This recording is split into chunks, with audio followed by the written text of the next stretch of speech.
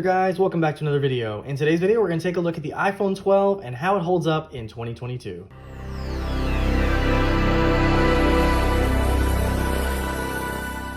So the iPhone 12 was released back in 2020 alongside the iPhone 12 mini, 12 Pro, and 12 Pro Max. And this was definitely a much needed design refresh for the iPhone, bringing a beautiful squared off design similar to the iPhone 4, which was released back in 2010. Some other new things that were added for the iPhone 12 mini and 12, they got OLED displays, unlike the previous iPhone 11 and 10R, which featured LCD displays, which people definitely ragged on because those offered a liquid crystal display at a much lower resolution of 828p, while now they have beautiful OLED displays, just like the rest of the lineup.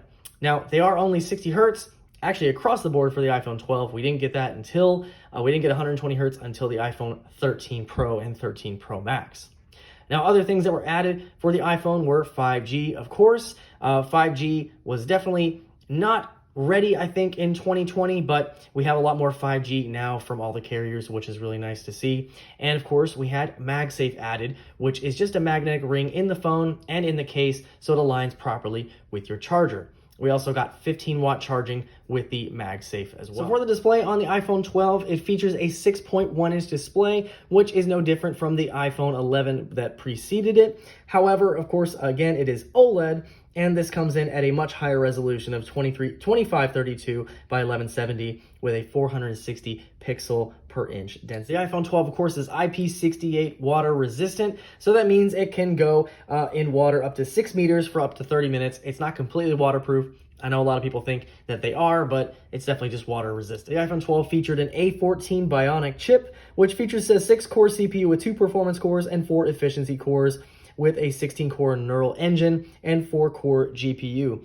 Also features 4 gigs of RAM, came in 3 different storage sizes, 64, 128, and 256 gigs. On the back of the iPhone 12, we do feature 2 cameras. The Pro models got a 3rd camera for better zoom. Those also had optical image stabilization, but we do have 2 12-megapixel cameras, a wide with an f1.6 aperture and an ultra wide with an f2.4 aperture and 120-degree field of view. We got 2x optical zoom and 5x digital zoom. And the zoom on the iPhones, of course, is definitely lacking in my opinion, even with the iPhone 13 models.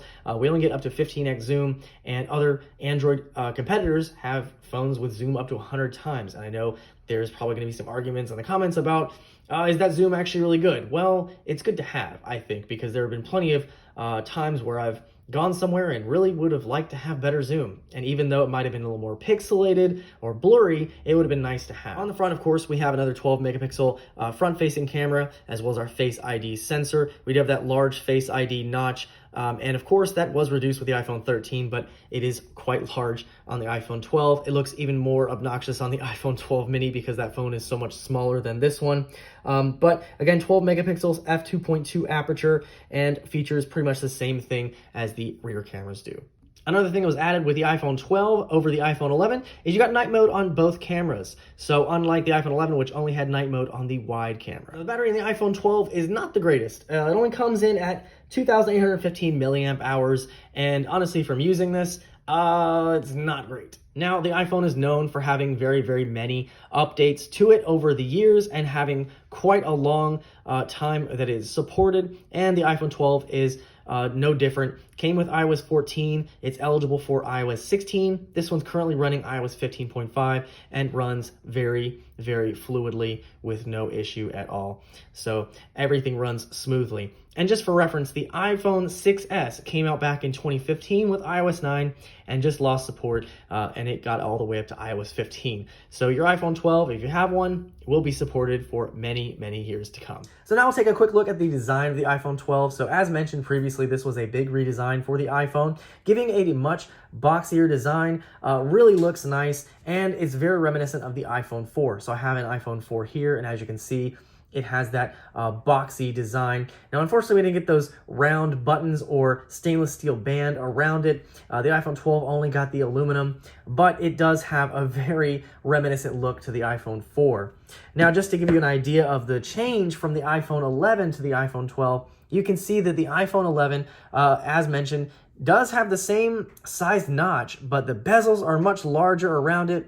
It does kind of curve off on the sides of the display versus the iPhone 12, which has a nice flat display and of course has these rounded edges, unlike the iPhone 12 does. It gives it a much sleeker look, and it has less bulk in general, I think. Now the camera modules look very similar on the back. The module on the iPhone 12 is bigger, and ignore the iPhone 11 I have here. It is of course cracked, but you can just see the difference here. It does have that just boxier design, but it does give it less of a footprint. Now also the displays are different here. So of course they are the same size, but the iPhone 11 has a much lower resolution LCD display over the iPhone 12, which has a much nicer display. And of course, brightness is not as good on the iPhone 11 as it is on the iPhone 12. Now, one thing I will say though, is that battery life on the iPhone 11, from my experience in the past, was way better than this. But I mean, it just depends on really how you use it. But I do think the iPhone 12 is definitely the better looking of the two. Now, when comparing it with the iPhone 12 Pro, the differences are kind of minimal. Really, it comes down to materials and battery on these two. Now, I did own the iPhone 12 Pro when it came out. Now, as you can see, the profile is very similar. We just have different materials. We have the beautiful stainless steel. We have that beautiful blue color. And of course, you can see we have 3 cameras instead of 2. And we have that kind of frosted matte glass on the back.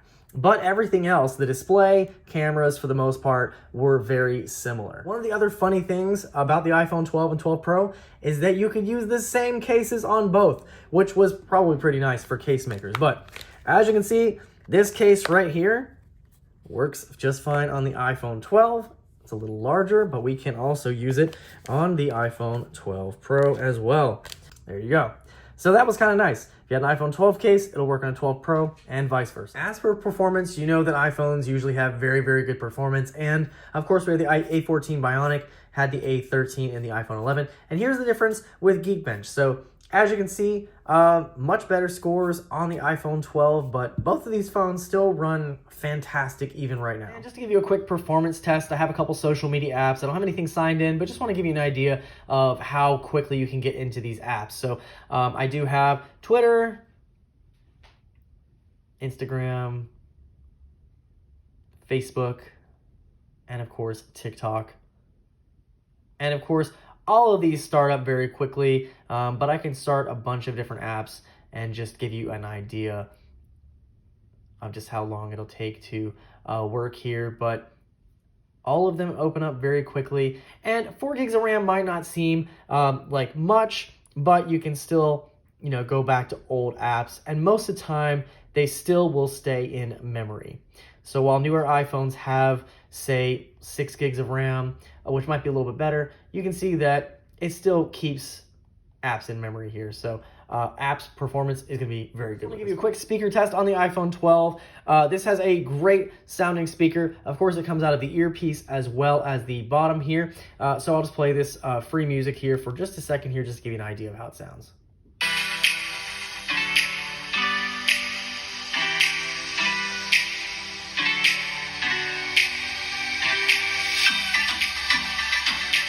And just to give you a quick comparison, this is the iPhone 11 with the same music playing at full sound.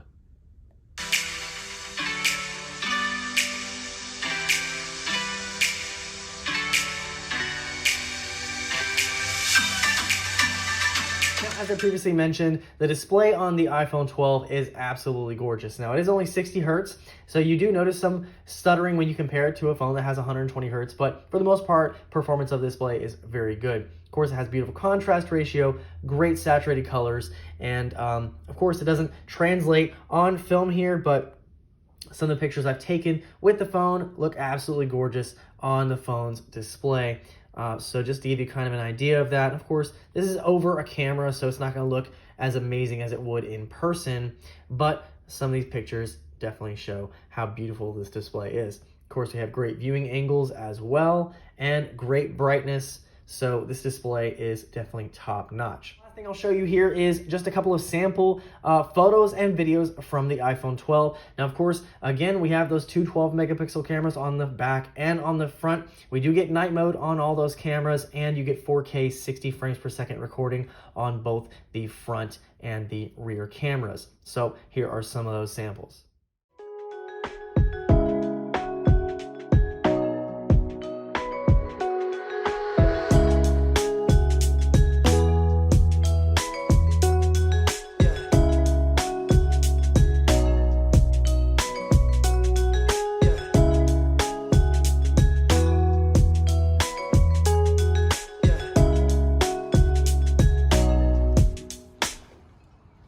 Yeah.